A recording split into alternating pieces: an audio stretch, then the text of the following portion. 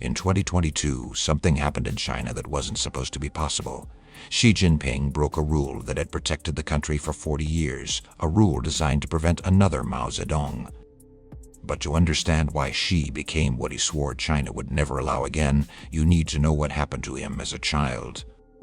Because at 15, Xi Jinping was exiled to a cave in rural China. His father, a revolutionary hero, purged, his family torn apart, and this is where it gets disturbing. The Cultural Revolution didn't just destroy Xi's family. It taught him the most dangerous lesson in Chinese politics. Power without limits can do anything. His father, Shi Zhongxun, was one of Mao's original comrades, a Long March veteran that should have protected him. It didn't. In a second, I'll show you what Deng Xiaoping did to prevent this from ever happening again. But first, you need to understand the system he inherited. The Politburo Standing Committee, 7 men, collective leadership.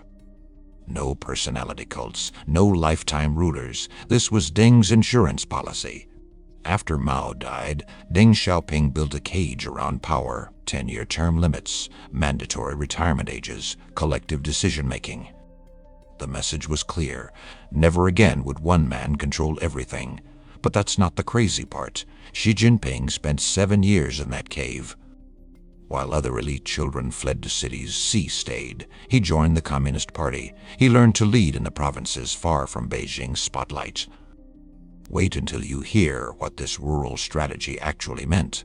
By 2007, Xi had governed some of China's most important regions. He knew the party machinery inside and out. And here's the twist nobody talks about. When Xi launched his anti-corruption campaign in 2012, it sounded like reform. Over 1 million officials investigated, hundreds of thousands punished. But this is where it all connects.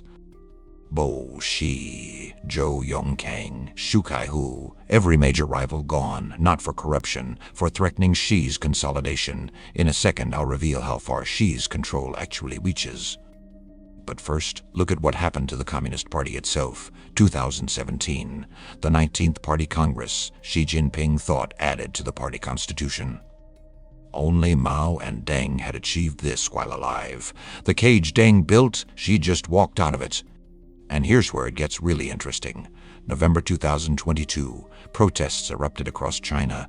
Zero COVID lockdowns had pushed people to the edge. Blank white papers held up in defiance.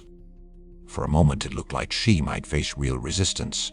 But that's not what happened. Within weeks, the protests vanished.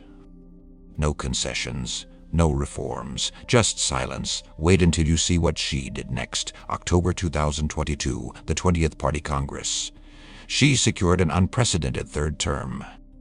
Every member of the new Politburo Standing Committee, Xi's allies, the collective leadership Deng built, dismantled. Term limits abolished in 2018. Mandatory retirement ignored. Xi Jinping didn't just return China to Mao's model. He perfected it. Where Mao had chaos, Xi has surveillance.